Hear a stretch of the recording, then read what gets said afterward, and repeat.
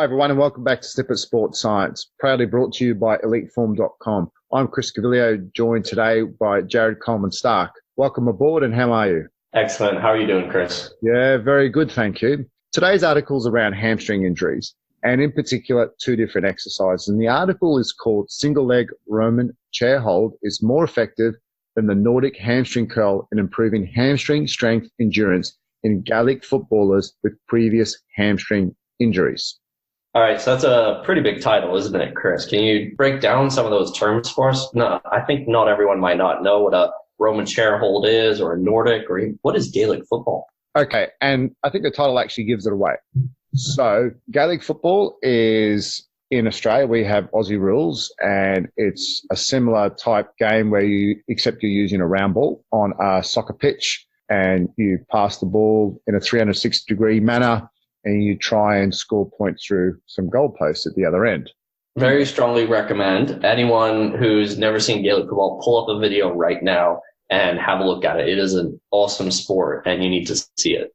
Definitely. What they're doing here is they're comparing two exercises. Firstly is a single leg Roman chair hold.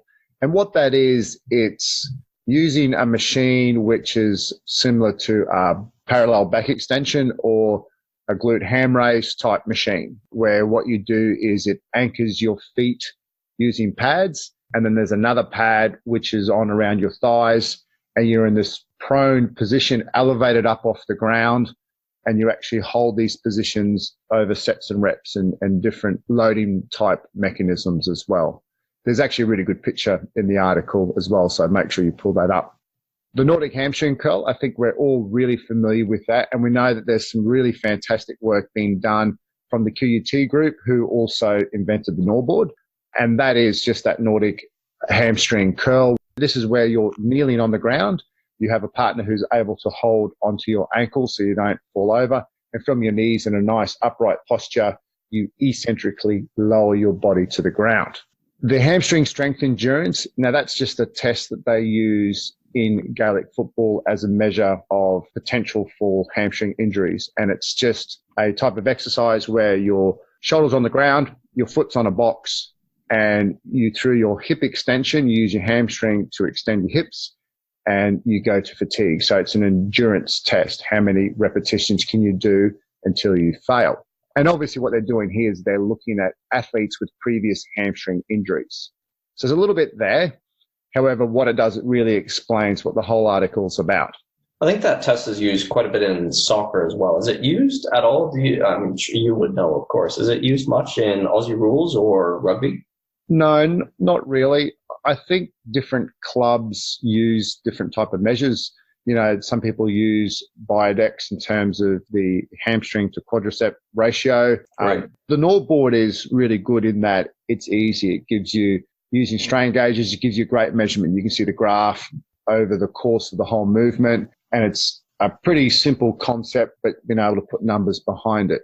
This, again, is something a little bit similar, and perhaps these exercises or tests, which have been around a lot longer, kind of get lost a little bit in terms of the non-sexiness of them, I guess you could say. It's True. Not as elaborate. It's not sexy. However, it's been actually, you know, when you read through the article, it's actually been used in different types of sporting groups as an indicator for hamstring potential for injuries.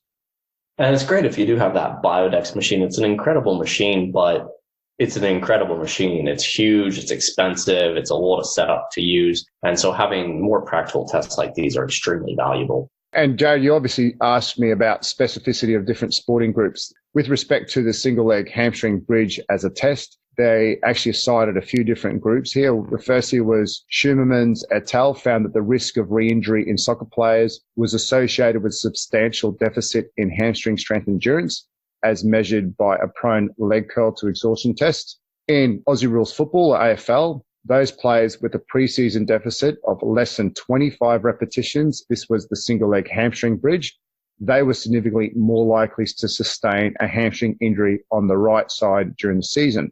Taken together, as you can see, these findings suggest that deficits in hamstring strength endurance increase the risk of hamstring injuries. And perhaps when you look at something as simple as the single leg hamstring bridge exercise of less than 25 reps, it potentially just shows that the athletes just aren't strong enough in that exercise. It's probably a simple indicator that just tells you that they're not strong enough, therefore they're not going to be robust enough to actually compete at the demands of elite sport. Right. It's a very easy test to implement. That single leg hamstring bridge is just lying on your back on the ground with your heel up on a box or anything that can put your knee at about 90-degree angle. And it's maximum repetitions at a timed pace. And with respect to the two exercises in this article, the research behind this is around the Nordic hamstring curl. As we are all pretty much aware of, it's an eccentric muscle fiber action. And this has actually been used extensively recently to modify hamstring injury risk. It's actually good success. Several studies have demonstrated increased hamstring strength and fascicle length after a training program that included this Nordic hamstring curl.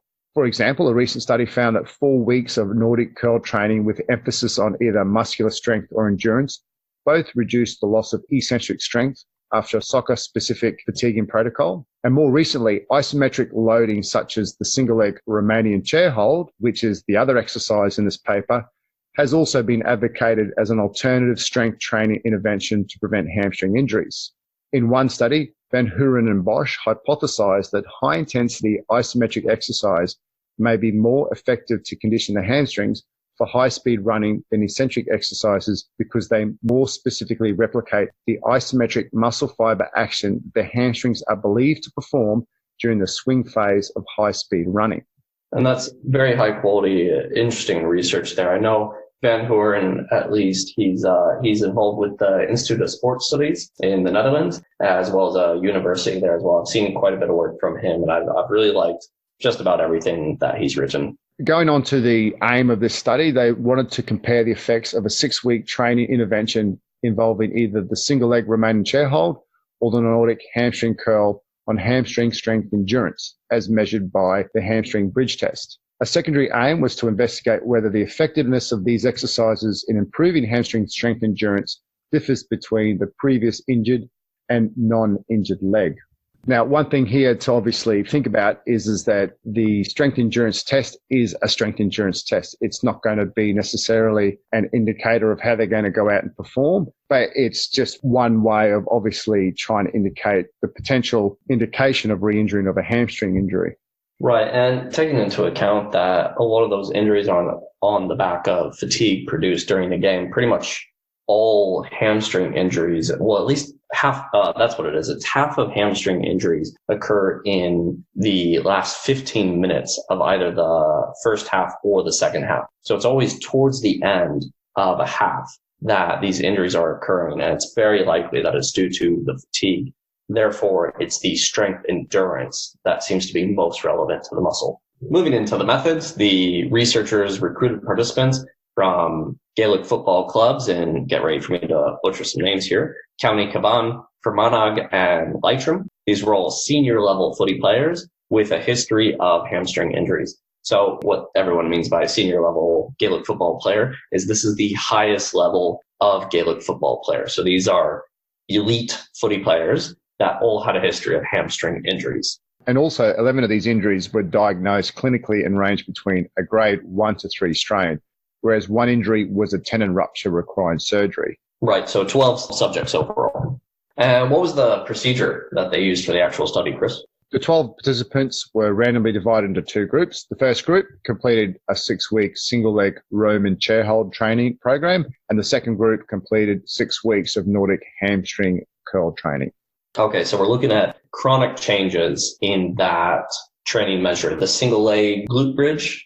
Right, so that was the primary outcome measure, and they're looking at pre-post a 6-week intervention. So we're looking at chronic changes in that test. If you actually go and look at the paper, Table 1 has the training program. When you look at it, my first impression here was that the single leg Roman chair hold goes from 1 session per week, where you go 10-second holds for 3 reps. And it actually progresses using weight. Yes, I thought this was quite interesting about the difference. And then to 2 sessions a week, 3 sessions a week. And then by the 5th and the 6th week, they do 10 rows with a 20 kilo weight times 3. So you can see there's a progression in complexity of exercise, but also the load that they use.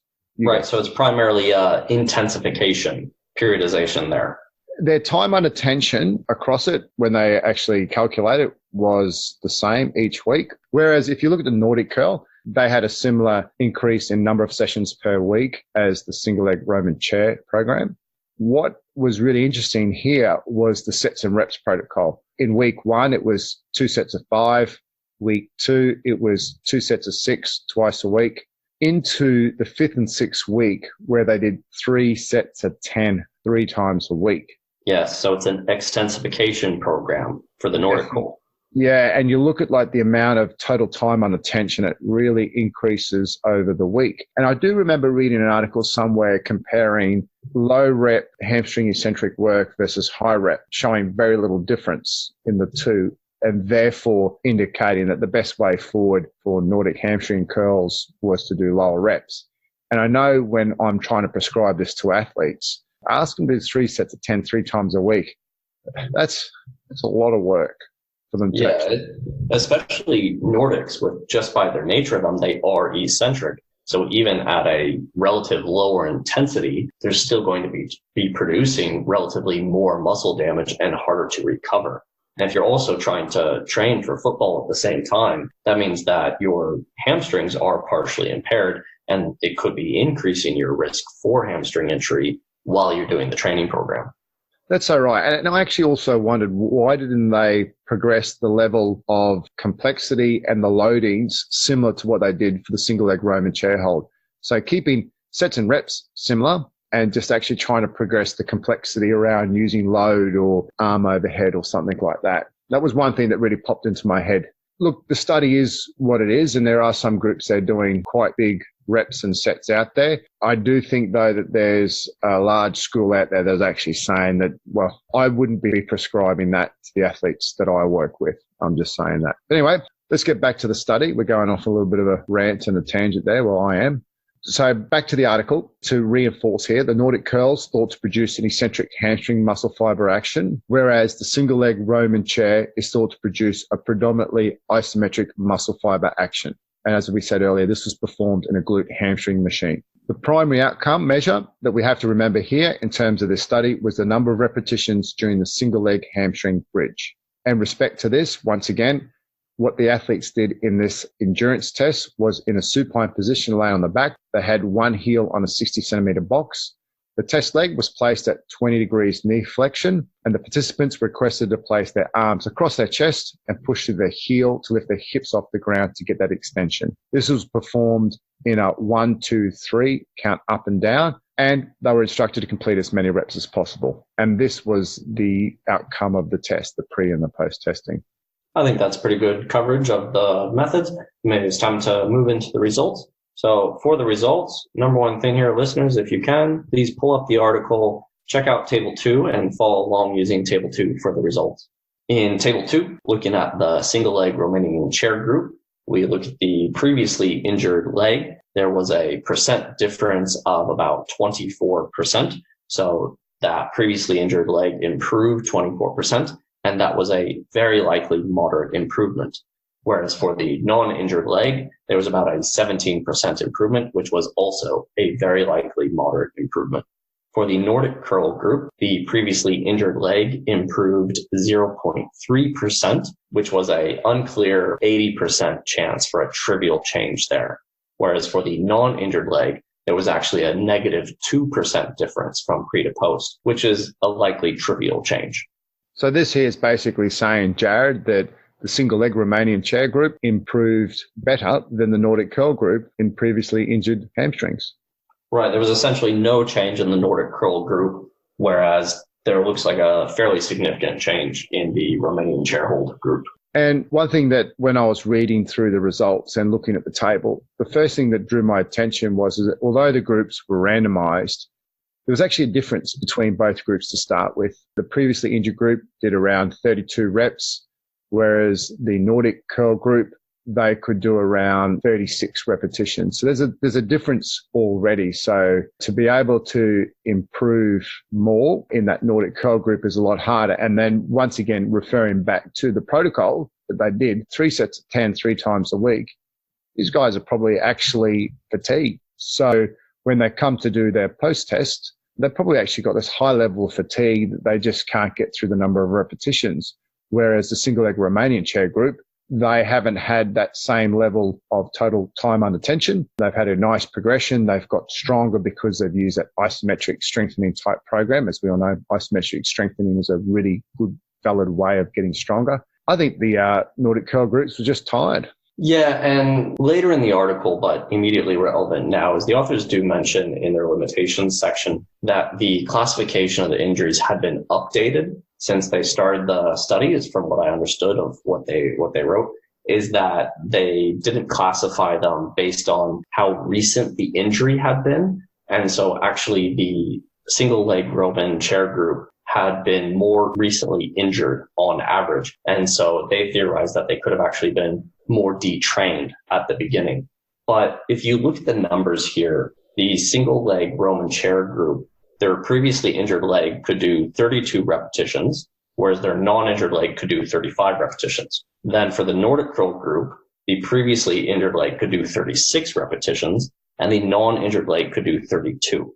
So overall, although that's a possibility that the groups may have been mismatched from the beginning, I don't think it was really significant in that clinically or statistically in that pre-testing group. No, definitely not. And I think as I was going through my ramble on that discussion there, that potentially there was, but, looking at it more so that they're pretty tired, by the end of the 6-week intervention. Right.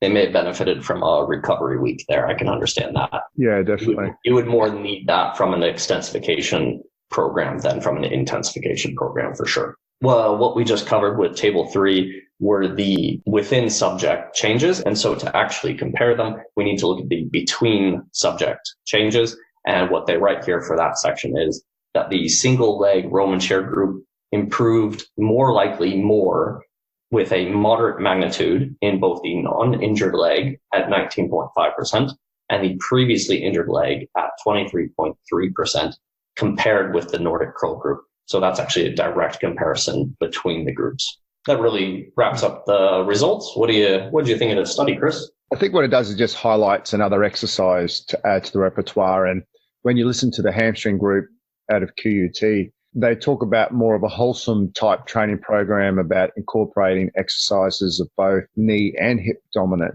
And what it just highlights is, once again, firstly, when you're reading an article, rather than just taking it for what the results are and what the title says, it's actually to delve into the actual study itself and perhaps think about why the results may have come about. What it indicates is that the Roman chair hold is a great exercise and it shows some really good interventions. I think the other thing there, just in terms of a simple test, that the single leg hamstring bridge is actually quite a good test when you actually look at a little bit of academic papers that are out there with different studies. And I think if you use that number of athletes being able to perform more than 30 repetitions on this hamstring bridge test, that actually could be a simple criteria for sport-specific movement testing in that return to sport program. People rely on one test, but rather we need a whole magnitude of tests. The Nordic hamstring or the Nordboard may give us one indication, but it doesn't give us a true picture. One thing that I keep talking about is that we get stronger in our hamstrings, but if we're not improving our running posture and our flexibility, it doesn't matter how strong our hamstrings are. If we're compromising our technical model, we're actually going to be putting our body in a inefficient position, putting undue stress on the body. And when fatigued, you're going to get injured again. Right, 100%. I'm a big proponent of doing things with specificity to what you're trying to improve. And this may involve a lot of different components. And if you want the greatest safety for your players, then you need to hit it with a full battery of tests and exercises and have standards for each of those. Anyway, it just gives us another bit of food for thought in terms of what we're adding into our programs and what we're looking at when we're definitely reading through an article, and not just to take it for the abstract that it has on the paper. Anyway, thanks for joining me today there, Jared. Yeah, thanks for joining me. And thank you, listeners. Remember to visit our socials at Snippit Science. Remember to give Elite Form a visit as well. They're doing some really good things. They've got this new time under tension feature on their system where they can actually control the eccentric and the isometric phase of a lift. So it's a nice progression for what they're able to do in terms of the strength training and the planning that they're doing for athletes using that system. And once again, thanks again, listeners, and make sure you tune in next week for another interesting article review. Thank you.